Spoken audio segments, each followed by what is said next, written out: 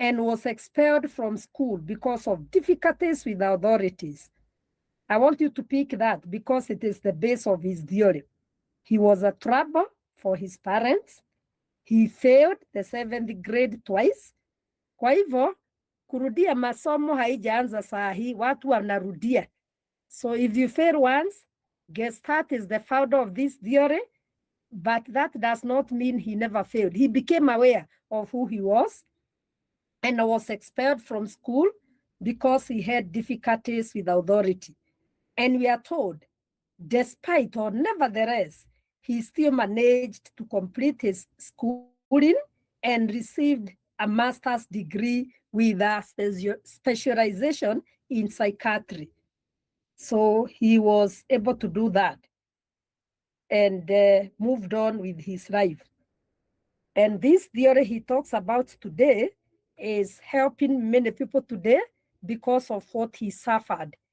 Being a trouble to his parents, later on he became aware of who he was and decided to take personal responsibility and be himself. So today we are going to talk about that and also look at life as of now, not yesterday. Not yesterday. We are going to look at our life as of at now. Not that we ignore the past or the future, but what are we doing now to make a difference in the future? What are we doing now to change what people think about us in the past? So today for you is very critical. Today for you is very critical. That's why you are here. You become aware of your today. Your today can be better than yesterday. And your today will make your future. So that's where we are. And having said that, I want us first to go straight to this Gestalt theory so that you get a better gist of it so that we understand where we are going.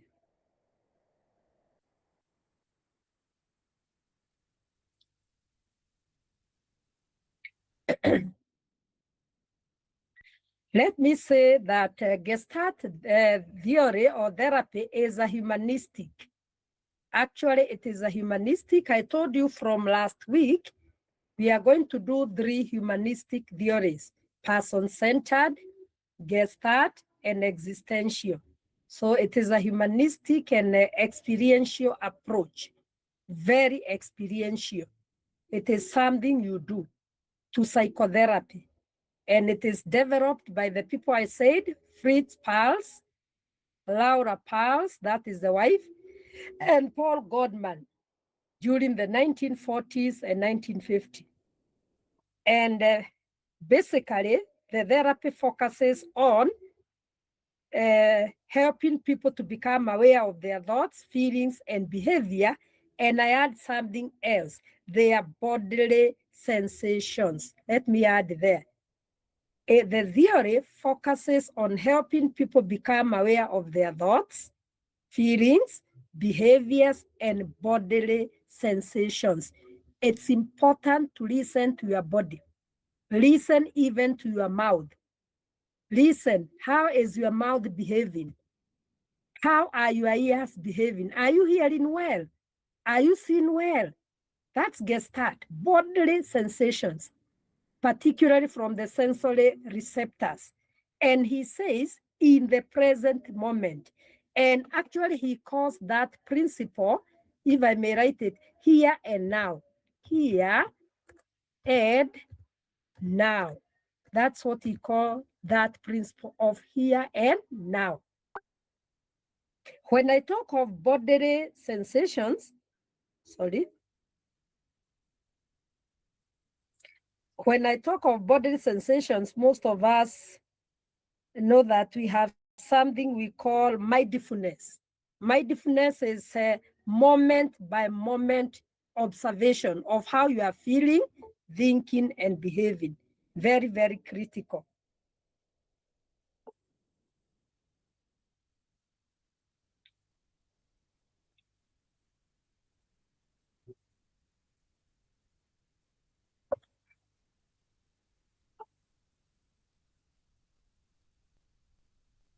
This gadget sometimes can also misbehave. Okay. All right. So,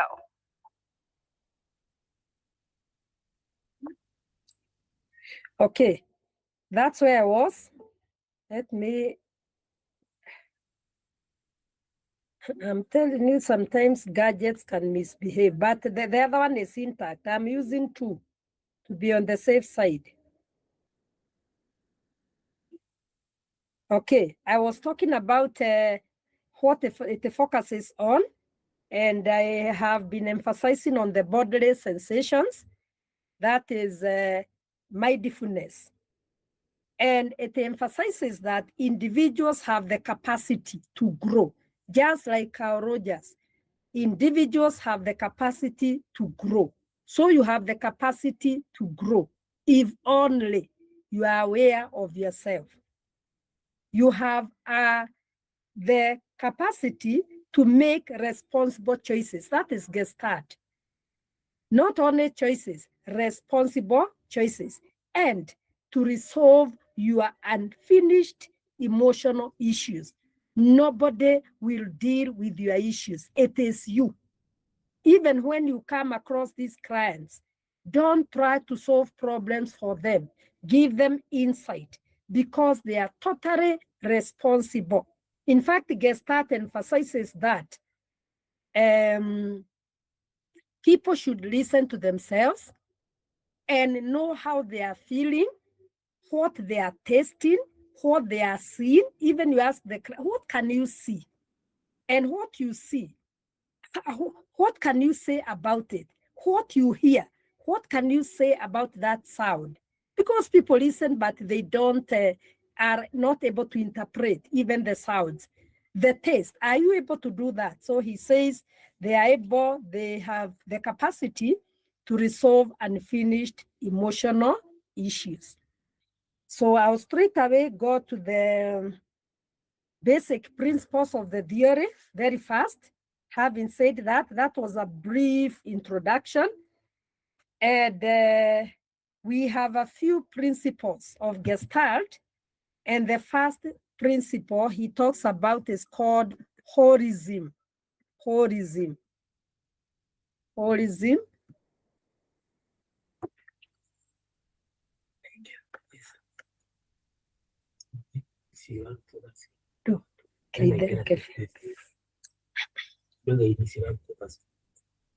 Holism. The first principle is holism. Now, here, what it means is we see nature as unified. Human beings see things as unified, coherent, and whole. We see things holistically. And I want you to get for me this principle because I normally ask my students to do so. And it says that the whole is different from the sum of its parts. And we can only understand, we can only be able to understand the extent to which we take into consideration all the dimensions. Meaning, when you look at a person from one particular dimension, you may not be able to understand that person. Let me come again.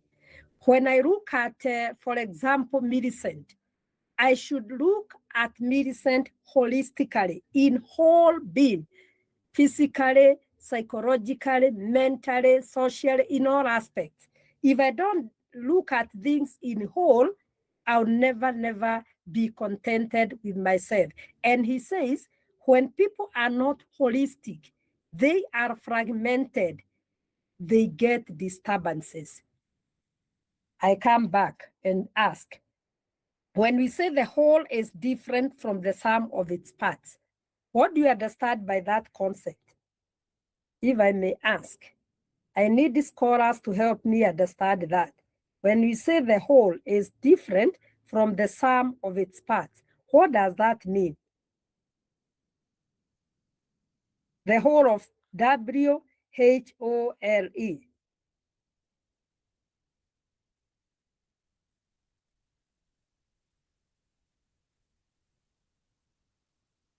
Yes?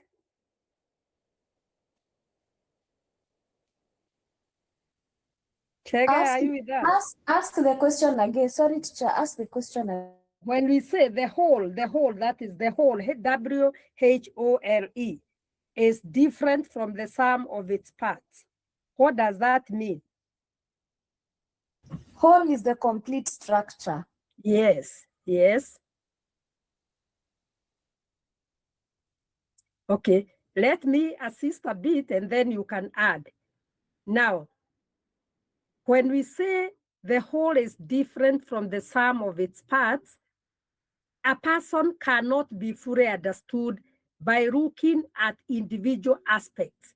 You cannot actually understand a person only by the thought.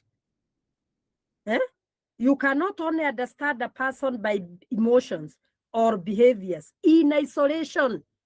But when they are together, instead, these parts, they interact and create a unique whole. So the thought makes Marianne, the emotions make Marianne, the behavior can also make you. So you are a unified whole. So somebody cannot be understood only from the thought perspective. That's what Gestalt means. For example, let me give an example. If someone is anxious, a Gestalt therapist doesn't look only at the anxiety. They also consider the person's thoughts. Yes, they don't just dwell that anxiety, that you generalize and say, this is an anxious person. She has anxiety. No, you check, you also consider the thoughts, you also consider the emotions, you also consider the body language and the physical sensations. You also consider the relationships and the environment. I hope it is clear now. So you do not take a person in isolation. They come for therapy and say, I have low self-esteem. You are not only to look at that perspective of self-esteem and judge the person from that perspective. Explore other things, the environment. Which environment has brought this self-esteem? What are the thoughts? What are the feelings? What are the relationships and so forth? So that's what Gestalt means. Is it understood? Is it clear or it is still Yes. a quagmire? Joan, is it clear? Yes, it is clear. I was doing a bit of research here, and Yes, and what did you see? the examples are interesting. They're not looking at the person, but they were giving everyday examples like music. When you listen to music, you don't listen to the piano in isolation, the guitar, the drums. You just hear the music as whole. Or Thank maybe you. a movie. When you're watching a movie, you don't look at individual parts. You watch the movie in whole. Yeah, so it's looking at the entire, at it holistically. Yes.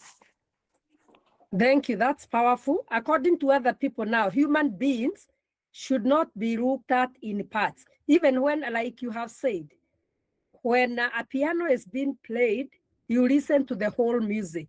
You don't isolate. And that's how a human being should be looked at. You consider the thoughts, so you consider this person as whole, not part. Thank you. Anybody else? I like those interesting research because it is interesting when we say, when you are listening to music, you consider the whole music. You don't isolate. Mine Move says, on. Yes. Gestalt therapy sees you as a complete, integrated being, not just thoughts, not just emotions, not just behaviors. It focuses on how all these parts interact. Yeah. Thank you, Marianne. All the parts interact. Can we also echo the words in, I don't know, 1 Corinthians chapter 12? We are one body with many parts. You know, these theories could also be in the spiritual dimension. One body with many parts. This is Elizabeth has hearts. You cannot isolate my hearts from my body. You cannot remove my head. So you look at me holistically. You don't look at me like I am just there. I have many things. Thank you so much. I appreciate what you are saying. So, Marianne, I concur with your point. The emphasis actually is on integration. Yes. The past, imagine looking at thousands of individuals, try dots on it and comes. The whole, your brain what? Does not see that. It instantly perceives a complete portrait. I like that, the difference. Yes, the portrait contains emotions, depth, and meaning that, that a single dog lacks. Thank you. Yes. I give another example we normally see. When we are just moving on our way to maybe Nakuru, Naivasha, we get forest there, Kenale Forest, those who have gone there. In fact, from far, when you are looking at that forest, you see a single forest. It's until you get there that you see here, there are single trees, but you see it as a whole. I think this man had really worked on that very well. So wholeness is key. A person is a whole with thoughts all interconnected. Thank you. The other basic principle of this man is called field theory. Yes, we call it field theory. We can also be looking at what is this field theory. Field. So from field theory. I'll explain and then you can try to get more points on it. Field theory, according to it means that we see people must be seen in the environment. They are part of the ever-changing environment. So don't just see people as static. Yeah, see them as elements that are changing according to the environment. So people are not static, they are changing. And they are seen in the environment or its context, or the part of the constantly changing field. So we change our thoughts because the environment is changing. We change our perceptions because we are in an environment where things are changing. So we are not static. So that's another principle Gestalt talks about, field theory. We look at people in the context of ever-changing environment. We are not in an environment that is just static. It is changing. It is bringing things. It is changing our perceptions. So people can change depending on the field they are in. Let me give you an example. People are born maybe when they are young, they grow. But once they take different careers, the career can change that person. That's the environment. If you become a lawyer, the field changes you. If you become a medic, the field changes you. So that I think that's what it means, that the environment keeps on changing us and we are constantly not the same. Anybody with a different take on field theory?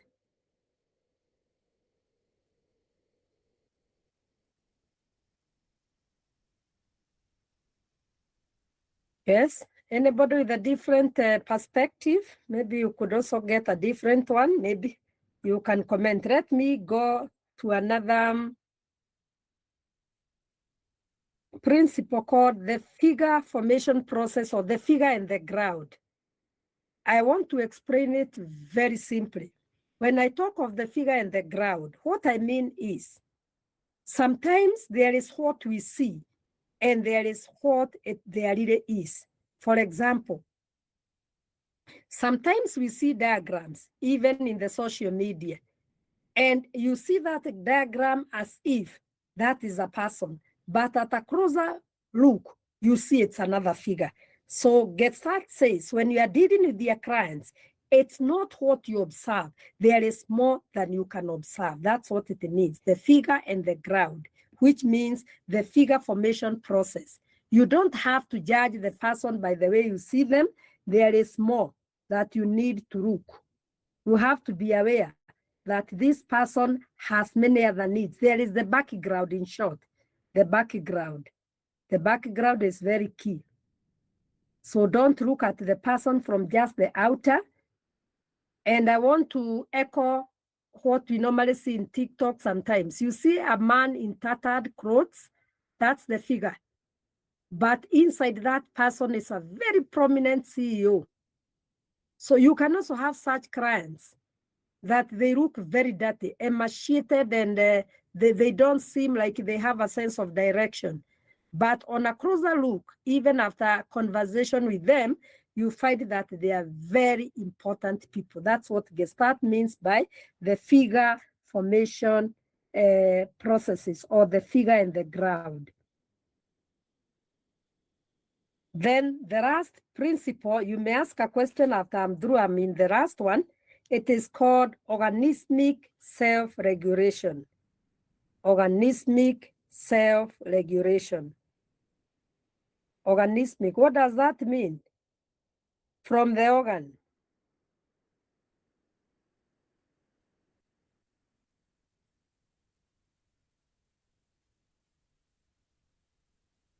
When we talk of organismic self-regulation, it's like I'm a human being. It is the natural ability. In short, I can say it's the natural ability of a person to recognize their needs. You have the capacity to self-regulate yourself. And when you recognize your needs, you prioritize them and take appropriate action. That's what we mean by organismic self-regulation. Yes, you know what you really need. You regulate yourself because you have your own capability. Everybody is capable. So, for example, this example is also very powerful. The body and mind naturally know what they need. When we are aware of our feelings, thoughts, and bodily sensations, we can respond in healthy ways to satisfy these needs. That's very powerful. So naturally, we know what we need. And when we are aware of those feelings, like I said at the beginning, and we are aware of our thoughts and bodily sensations, we can respond in a healthy way. Let me give an example, a very typical one. Let's assume I'm aware of my thoughts, that I'm thinking about the many challenges that I have. When I'm aware of that, my response will be very positive also.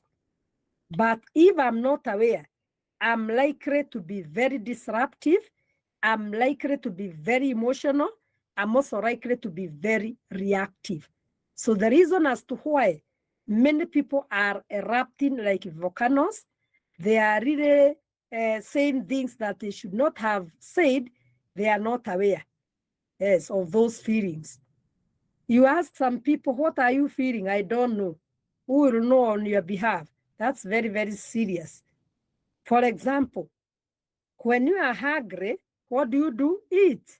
You are aware you are hungry. What do? Eat. When you are tired, you are aware you are tired. Rest. Acha kufanya kazi like you are made of, even a machine breaks. Even vehicles get tired. Who are you? When you are lonely, look for a companion. You are aware, I'm becoming lonely these days. So look for a companion. Go out and start socializing. When you are stressed, do relaxation techniques. That's what he means. Gestalt means that when you are aware, you are able to do what we call organismic self-regulation. And those typical examples are very candid. Hunger, eat. Tired, rest. Lonely, seek companionship. Stressed, look for relaxation techniques where they are. You can even go and jog. You can go for a walk. You can look for a close friend. You talk, you chat, and so forth. Those things can really help you. They are good. And I add something I saw when I was doing my research. Gestalt says psychological problems occur when this natural self-regulation, like now, when you get hungry, that's biological. when this natural self-regulation is interrupted, so if it is interrupted by maybe stress, you don't feel that hunger, you become very dysfunctional. And this can happen because sometimes in life there is fear. And when there is fear, the natural instincts, the natural things do not work. So if there is fear, if there is denial and social pressure, sometimes when we are so pressurized, we don't feel like eating. When we have emotional issues, we don't feel like doing anything. We are so fatigued. So as a result, people ignore the real needs and try to meet them in an unhealthy manner. That's why we are finding so many people, they being unaware of what they are doing and how they are feeling and thinking, they can really do a lot of things that are not good. So those are the four basic principles of Gestalt that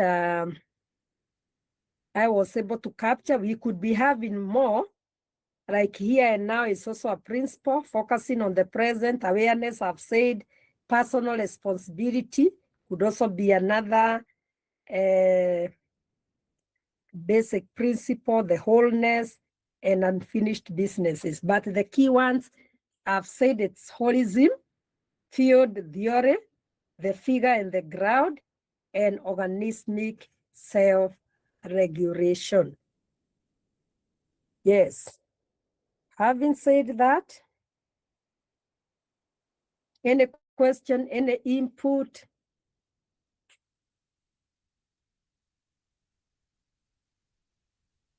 Yes, I have a question. Yes. When we started, you said that this theory focuses on the present and not the past. Yes. And so here, when we were saying about holism, like trying to understand the person as like when they come, for example, for therapy and they're behaving a certain way, we need to not focus on one thing. Can we consider their past, or what did that statement mean? Can we say that something in their past is influencing their behavior now? Or what do you mean that we don't focus on the past? What we do, we normally, when we are using Gestalt theory, we try to see, we try to look at the present behavior. We try to look at the present behavior as it is. But that does not mean the present behavior was not affected by the past. It could have been affected, and maybe most of the times our behaviors are affected by the past. What Gestalt therapist doesn't concentrate on is the past, but tries to concentrate. What does it make you feel now? That's what he asks. So he does not dig the story, but even if the client talks about, I was done this, and then the Gestalt therapist will ask, how does it make you feel now? How is it obstructing you from performing maybe your duties now? So the client will talk about the past, we are not ignoring, but the therapist will focus on the feelings of the here and now, how it makes them, how the past make them feel now. But the past cannot be ignored. It is still there. But the therapist does not concentrate on the story of the past. But it is how the past affects the present. Are we together? I don't know whether we are picking each other well. Yes. Is it clear? Yes. Yes. The past will still be there, but how is it affecting the present? That's the key thing. Thank you. A good question.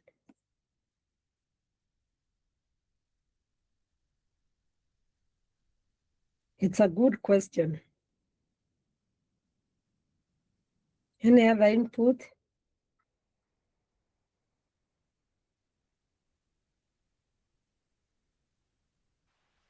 Teacher, is it possible you can repeat the fourth, the fourth principle, the one for organismic self-regulation? I went out then when coming back you had finished. Organismic self-regulation. You want that the last principle? Yes, ma'am. Okay, I will repeat. I wanted to emphasize something. That one, the person who was asking about, we don't dwell on the past.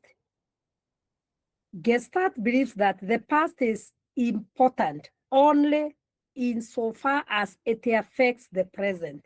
The focus is on how past experiences are being lived right now.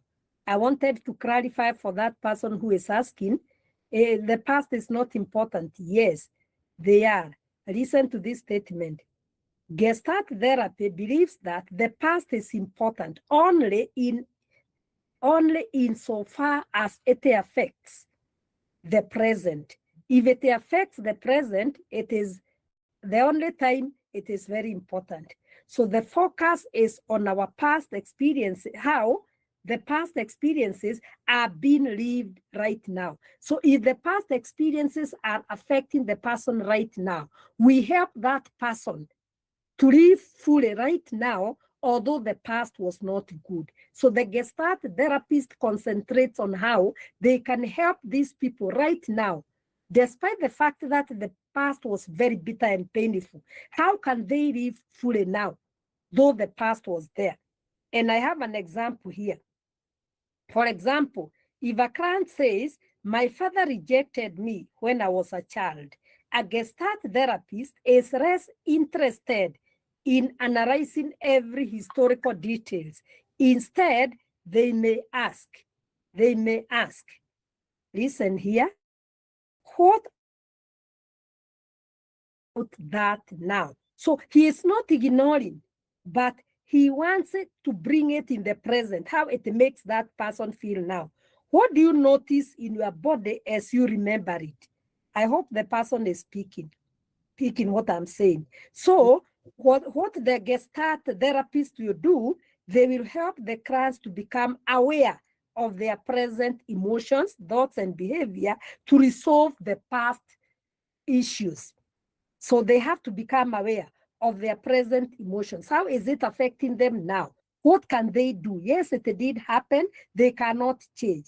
But because it is affecting them, Gestalt is interested in helping them see what they can do to solve that problem now. Let's assume,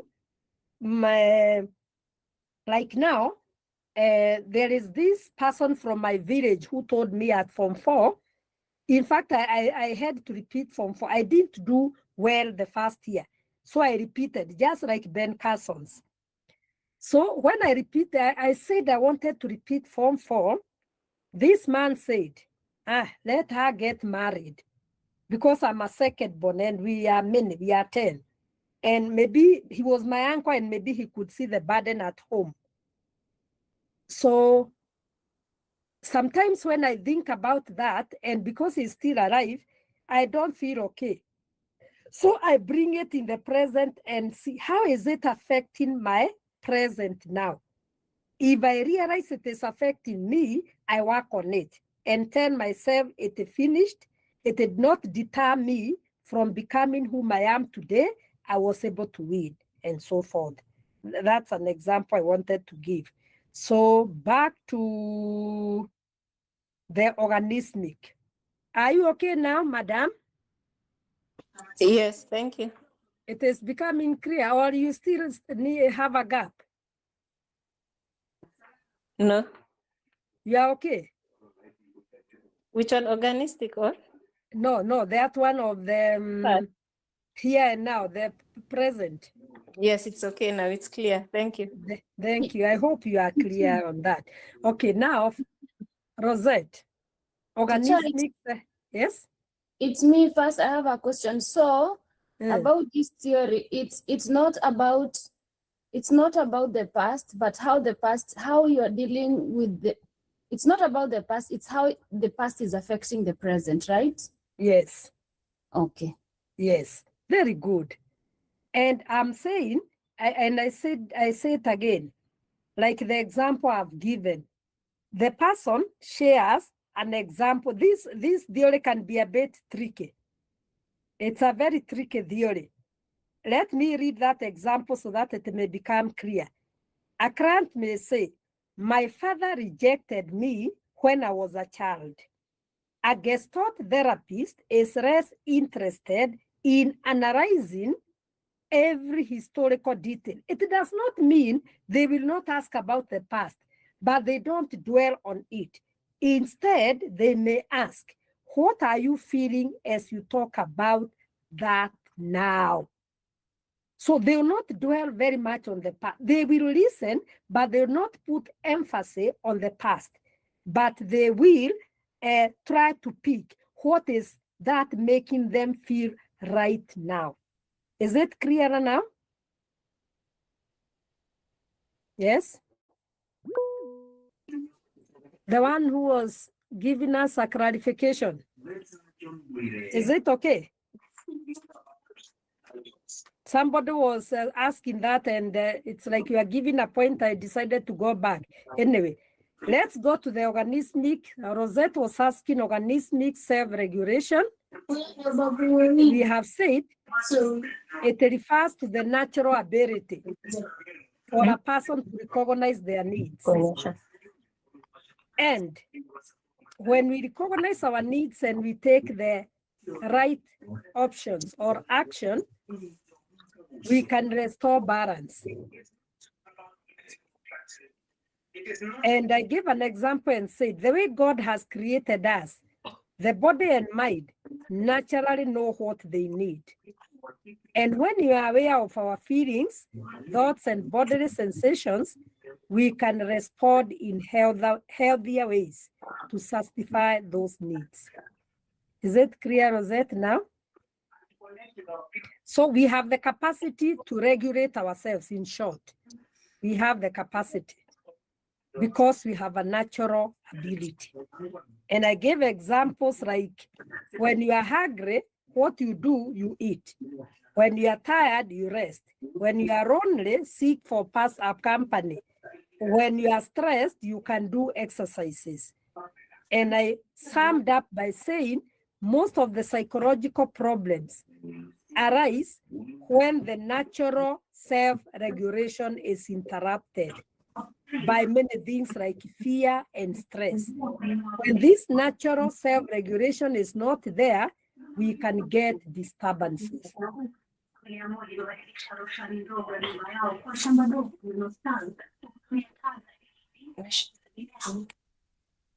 Any other input? Pege, what do you tell us today? How is this theory taking you? It's fine, teacher, but I'm on transit from work. Oh, it's okay. Okay, very much okay. I'll be fine within the next few. No worries, no worries. No worries. Rosette, are you able to speak about self-regulation? Or you are not with us? Rosette, she's not here. I am with you, teacher. I am here. I am here. I've picked it. You have Yes, been I've picked it. Okay, thank you. Yes. Anybody else with a question on that? The 4 principles? Kimaru, where are we? Mwalimu, sorry, we are together. I was just interested. You have given us an example. What happened to you when you failed in O level and you were not able to join the I mean to proceed with your education. Then Yes. you decided Yes. to report, and here comes a man who actually said something. Of course, it used to happen even on my side, but I did not repeat. But it also happened. This man is like when I did my O level, and I was admitted in Moranga Technology then, that is Moranga University. But then my neighbor, we had only one PO box, only one address point. 99 acre, and it was only one person who was able to accept the letters Yes. during that time. So this man was my neighbor, and when he got my letter, he decided to give it out until when, after the Muranga did the admission, and actually they had gone for, actually they had done the admission, and already 2 months had elapsed. That is when this gentleman, this is when this old man leaves the letter to my dad. So I felt it because when we went to Muranga Technology, I still remember the principal then, who was called Mr. Getonga. He told us now that we have already started, 2 months have already gone, so we can admit you in the next intake, which of course was taking almost another year. So that is how that's what happened to me. I was not able to take Muranga Technology. But then I don't take it as God works in mysterious ways. I did not take it. Okay, I took it negatively, and this person was my neighbor, and I felt that this guy had done me bad. But although he did it, my father was not, because he was at home, was not able to. He couldn't have been able to pay for me, and maybe to him he was like a blessing in disguise. But later on, I took it positively because I also came to Nairobi and I got job with GOK, and that is where I've been until my retirement. So I don't know, but when he's already rich, but when he was alive, when I met him, I could feel something from my heart, and I think it has maybe happened to many. So I submit. So thank you. Thank you for sharing. Yes, in fact, even for me, it affects my thoughts about him, particularly when I remember that. Not that I hate him, but my thoughts are affected by what he said. In fact, I did go and did the nilisoma nikaenda mpaka, for me I have gone up to Form 5 and 6.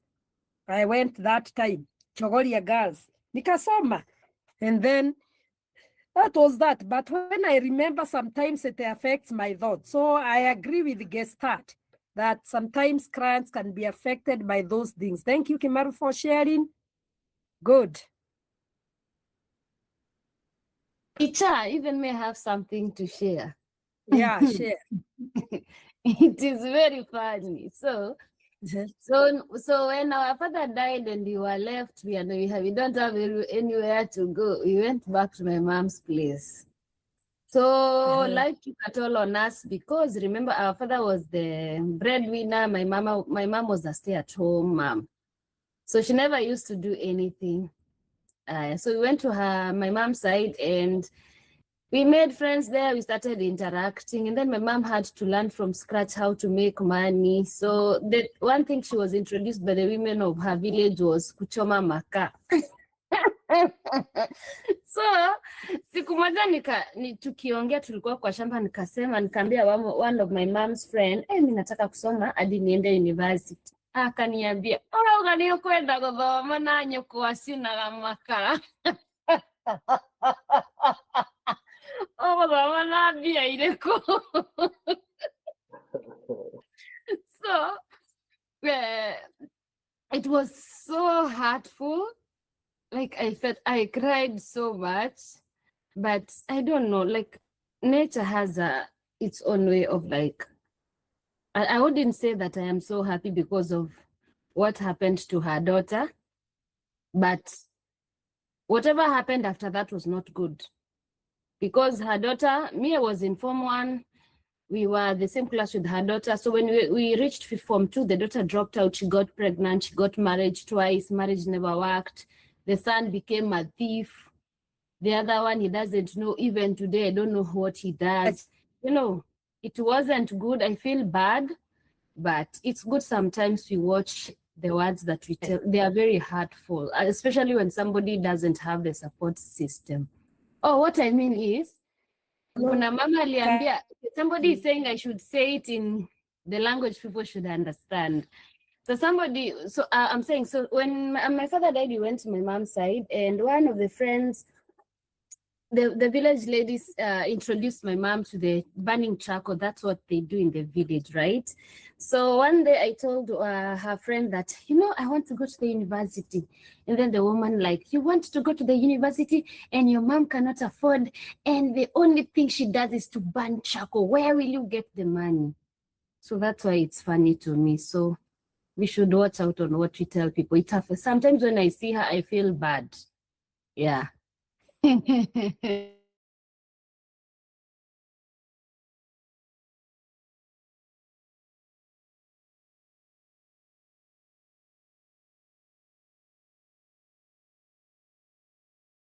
Teacher, where are you? You've gone where?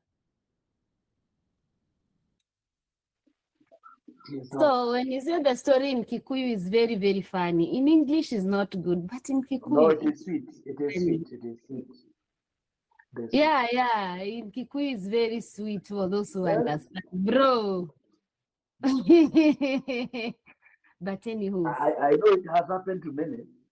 Yeah, yes. Those who were unfortunate during their upbringing, yeah? Mm-hmm. But maybe for those who are well up, maybe it could not have affected them. But this network sometimes can be a real problem. They just disconnect anytime they want. I'm sorry. Disconnection sometimes come. Okay. Marianne, we couldn't hear you.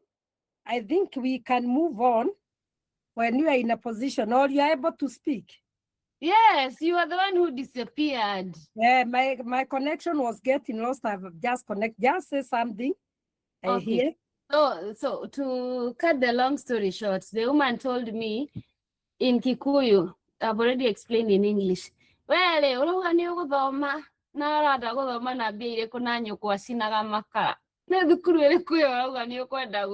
was very hurtful and I was very young. So imagine. So you can see how things can affect the present. Eh? How did it affect you generally? It really affected me because, one, whatever the woman has said is the truth. My father is dead. My mother is jobless. She actually learning how to burn charcoal, so that she can make ends meet. So it really affected me. So when I used to see her, I used to change even the roots. I even didn't like her children. Although after that, what happened to one of the kids that was my schoolmate who dropped out because she got pregnant, and then I'm like, oh, is it the words? I was like, is it the words that she told me or what? After that, things started taking a different direction. One of the son became a thief, and then I'm like, oh, I'm continuing with school. The son is, I don't know, maybe I was happy those days. You see, they said, but now me have completed school. The girl is pregnant. Went marriage never worked. The son is a thief. So at some point I felt happy, and at some point I felt no, I shouldn't be happy because of whatever happened. So it is true. It is true. You can't be happy when people are suffering, but as a human being, because of what you went through, you are forced by circumstances to be negative. Sometimes it's not our wish. We find ourselves becoming negative because of what people did to us. Thank you. I appreciate. Thank you, Marianne, for sharing. I want us straight away, before we move on, we go to the key concepts. What are these concepts of Gestalt? We have seen the basic principles. We have seen what the theory talks about. I concur with Kimaro. I concur with myself that the past can affect the way we feel about the present time. Surely it makes us feel devastated, and we can hate people, we can carry grudges, but we have to work on it. So I want us to look at a few key concepts of this theory so that we understand and comprehend it more. And the first key concept will be on view of human nature, how Gestalt views human nature. View, the view of VIEW. When you get the notes, you get the details. View of human nature. And when Gestalt talks about the view of human nature, I want to make it a bit simple for you, that people generally are inherently capable of growth. People can grow. So the main view of human nature in Gestalt is people are inherently capable of growth. And every person has the potential to develop. You have. That one is actually borrowed from Carl Rogers. Carl Rogers also talks about that people can grow. And view of human nature, according to this man, also states that human beings are also understood from a complete part of it. We are complete human beings. Human beings are whole with thoughts, emotion, and physical sensations. That's how Gestalt views human beings. They are inherently capable of growth. That is one. They are whole human beings. They are not in parts. They have capacity for self-regulation. So when we talk of view of human nature, those 3 points are very, very key. That people are responsible for their growth, their whole, their self-regulation, and they can be healthy because they are functional human beings with all those parts working congruently, if I may use that word. Let me borrow from Carl Rogers, if they are congruent. And that view of human nature also states that people are also capable of handling the unfinished businesses. Very important. So the businesses that you have, the issues that you have that are unresolved, you have the capacity, you have the capability of working on that. You have also the capacity to regulate yourself. You have also the capacity to make your own choices. So that's how Gestalt views human nature. Human nature. Let me come again. View of human nature is a concept. That means people have the capacity, they inherently have the capacity or capability for growth. So you can grow if you want, because you have that potential to develop and mature. There is nobody who was born to stay stagnant. Then people are whole beings. They are not isolated. They are not in parts.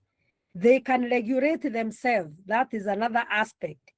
They are also responsible for their own choices. So people should not tell others, you made me do this.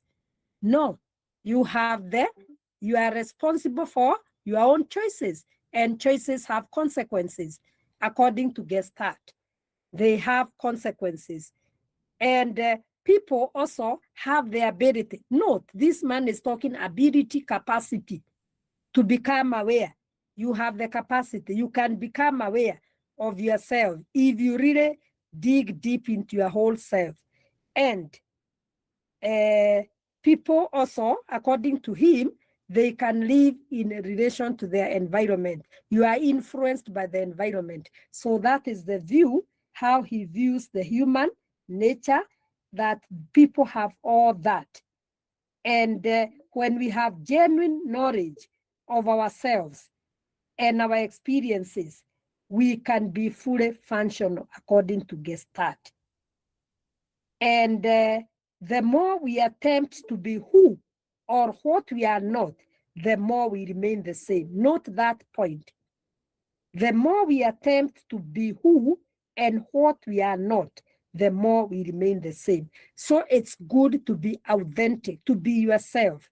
So the more we attempt to be what we are not or who we are not, we become actors. We shall never grow. Many people are not growing because they are never themselves. So today, be yourself, and you are going to be a fully functioning person. So that is one point, view of human nature. He has viewed human a human being in so many aspects. Those I have just mentioned. Ajiko, can you be able to name two? How Gestalt views human nature? Are you able to mention some? I know whether we have been together. Ajiko, what have I said?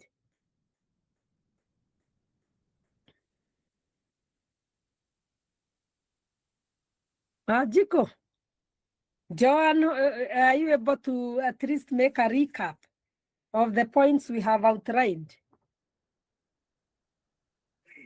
Yes, Yes, we have please. looked at the view of the human nature, that there are 3 points there. So that one is that, okay, that means that people are capable of growth. So every person has, number one, the potential to grow. As you've said, if they're willing to, if they want to. And then number 2, we are complete and whole. Yes. And then number 3, we have the capacity to make our own choices and also to self-regulate. Thank you. So you Powerful. said that, That is. yes, that we are congruent and we are capable of handling unfinished business. Thank you. Yes. Thank you very much. Thank you, Joan, for that. And we also have the ability to become aware. So that ability is in you. Become aware. Become aware. Even your own house. Are you aware of who is there? Be aware. Don't be ignorant. That lack of awareness will bring even marital problems. Be aware of the man you are living with. Be aware of the children you are living with, so that they don't crush you. Be aware of the people you are staying with, even your places of work. Somebody shared some time and said, you can stay with a friend for many years and they are just talking things behind your back. So sometimes it's good to know people whom we are living with. Okay. The other concept is the here and now. The here and now. The here and now. And I don't think I'll be able to go very much on that because we have just talked about it, but I can explain it as a concept that the here and now, in fact, it's the main concept in Gestalt therapy, and that it focuses on what the client is experiencing in the present moment. So when we go for therapy, our clients could be having issues of the past. Let us actually see how what happened to them is affecting them right now. And I want to add something on that concept. The core idea of here and now, because I saw many people asking that question, is that real change happens in the present. Because I want to give this, and it's Gestalt who says, the past is gone, the future has not come, the present is here with me. So what are the real change in me cannot occur. I cannot change the past. I cannot tell what will happen in the future, but I can change what is happening now. For example, if somebody called me a fool, that word may never go. It will ring in my mind, but I can change my thought about that word and become a better person. That's what he means. And he says, the real change happens in the present because the present is the only moment we can actually experience and influence. In fact, you cannot influence the past, but you can influence the future. Sorry, the present. It is the only one right now.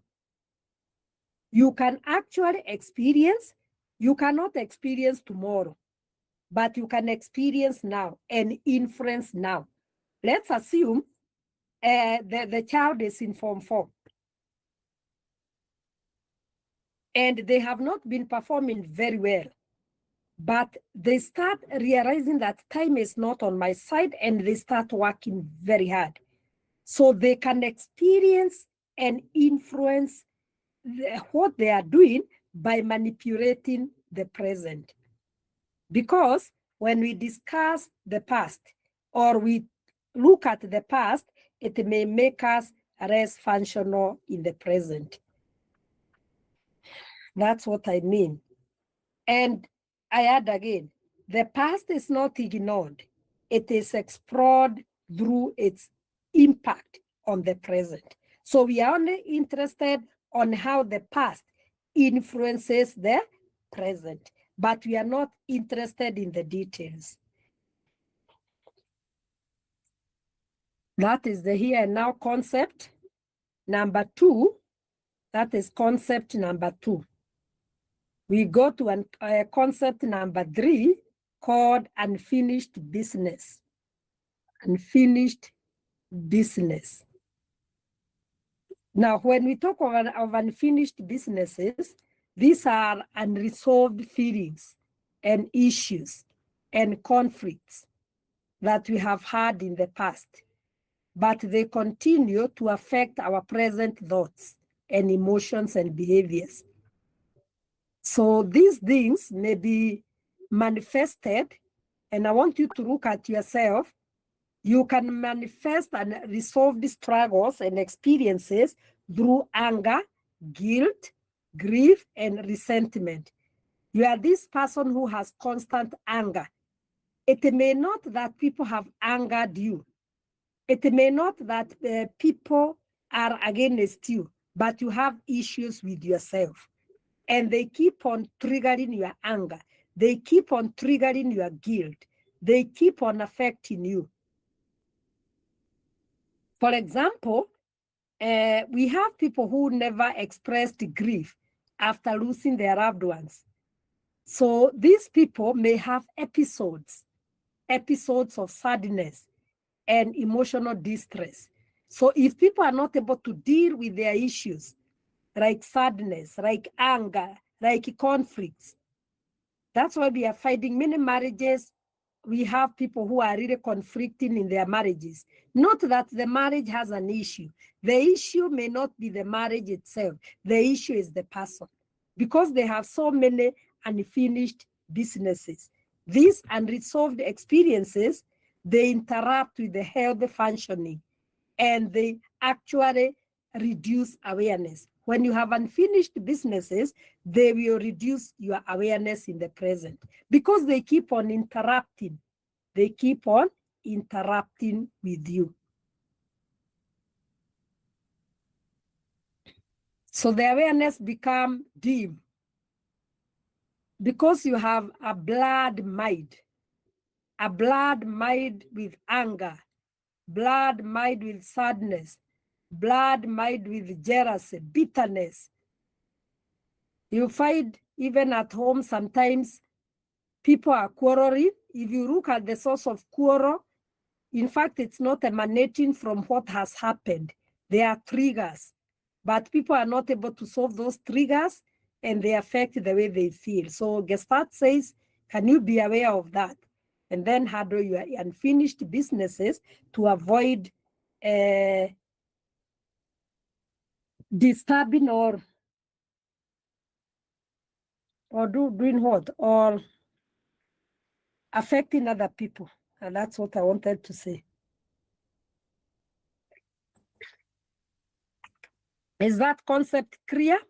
I've given the review of human nature, the here and now, the unfinished business.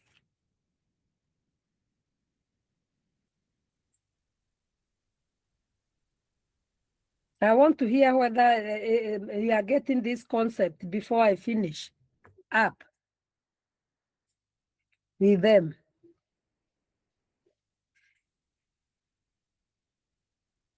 Tuko sawa? Thank you. You know when you don't get feedback, you don't feel okay.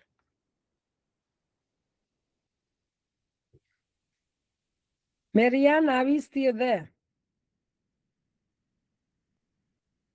Yes, I'm still here.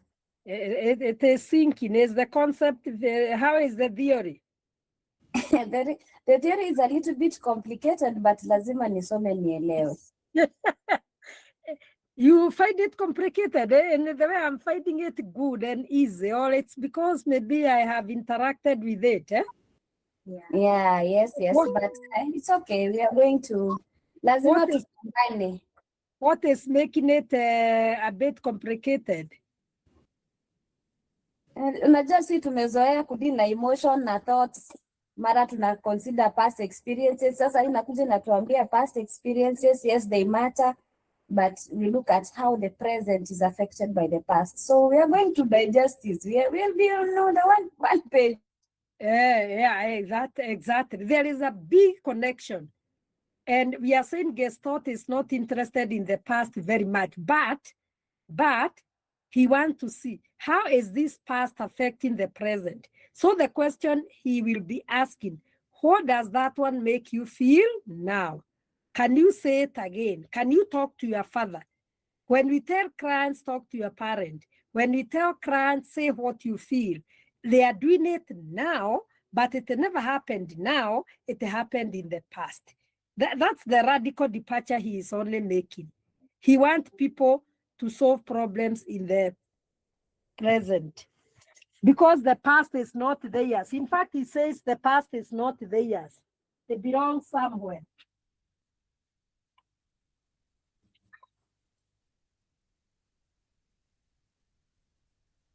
Mwalimu, hello. Yes? I'm asking, Yes. you have talked about the unfinished business. I can hear you. Yes, unfinished business. Psychologically, Yes. it is maybe when we are talking of that, does it mean that you had that you had like good example like when you maybe one lost his parents or her parents, and it affected you so much, and then it's like you did not mourn enough. Can it also affect now now current? Can it affect now the current situation? Can it Yes, it can very much. Very much. Kemaro, very much. It can affect your present. If you have not been able to deal with it, it keeps, sometimes you be coming near clients or you'll be dealing with clients who are very resistant and they don't want to talk. They reach a state of stuckness. It's because the past is really affecting them and it is affecting the way they feel now. The feeling now are affected by the future. Sorry, the present, the past, sorry, the past. So they feel bad about it and the functioning is affected. The way they behave is affected. Now, not yesterday, now. That's what he says. And I agree with him. When we have so many unfinished businesses, our now is affected very much. Thank you.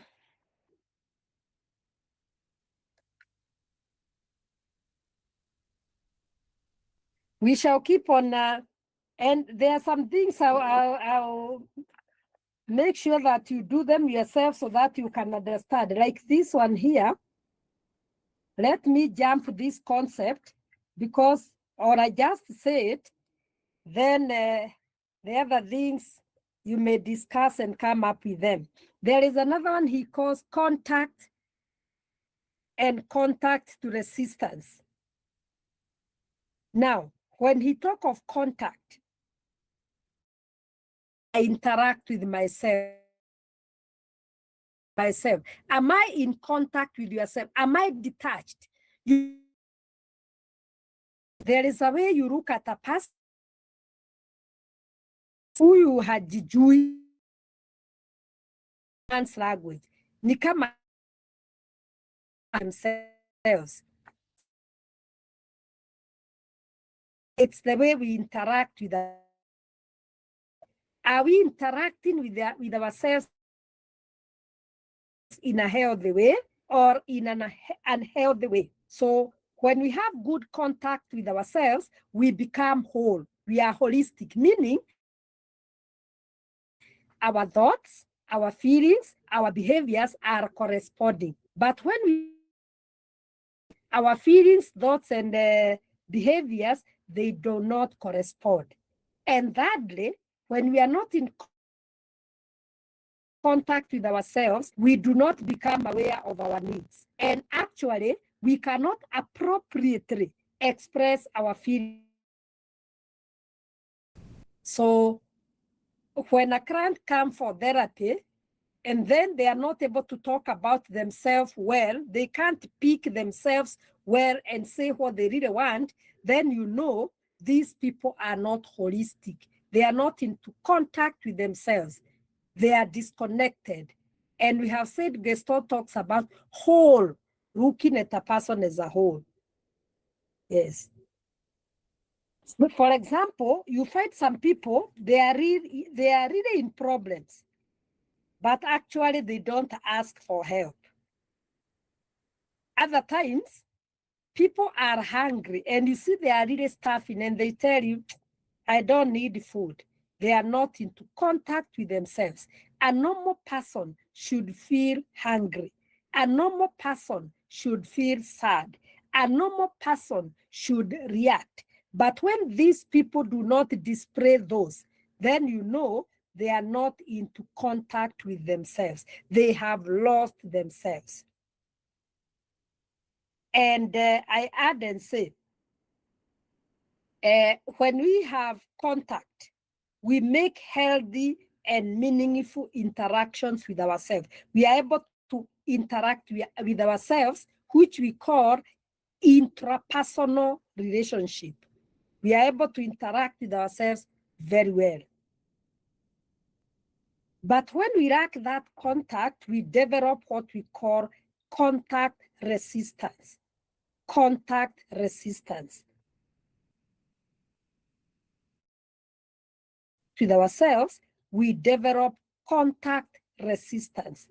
And it is a behavior or a pattern that prevents a person from being herself.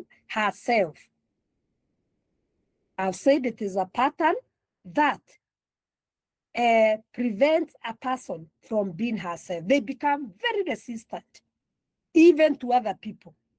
They put defenses to protect them from emotional pain. They don't want to talk about themselves. They are so resistant. You tell them, can I talk to you, please? No, leave me alone. That one has what we call contact resistance. There are things that are really disturbing them. They are so pained, they are not into contact with themselves.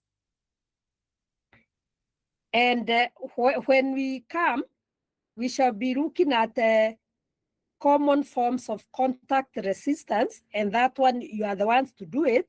But let me just do one more. I think, yeah, these key concepts, let me do one.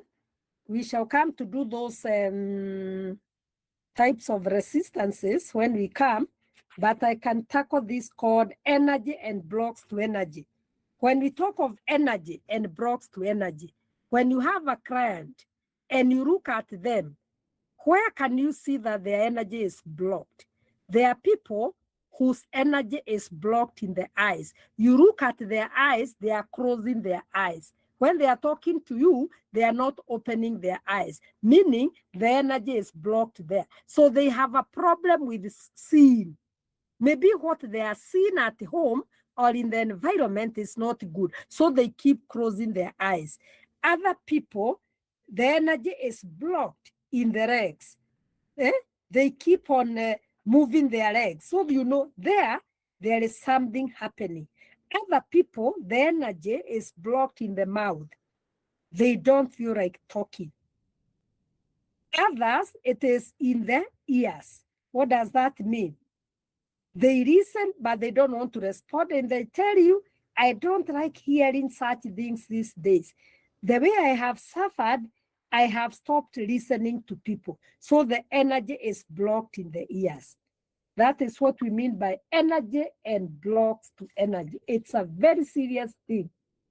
Yes. And when you are dealing with a client, can you try to see where the energy is lost?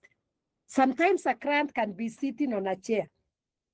Then you find they are bedding downward. So you know the energy is blocked somewhere around the body there. And other people, they are talking to you, they are holding their chin. Wanajishika hapa.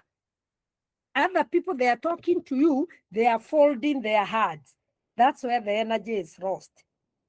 So when we look at our clients, it's good to know where is their energy lost, so that we are able to identify and ask them.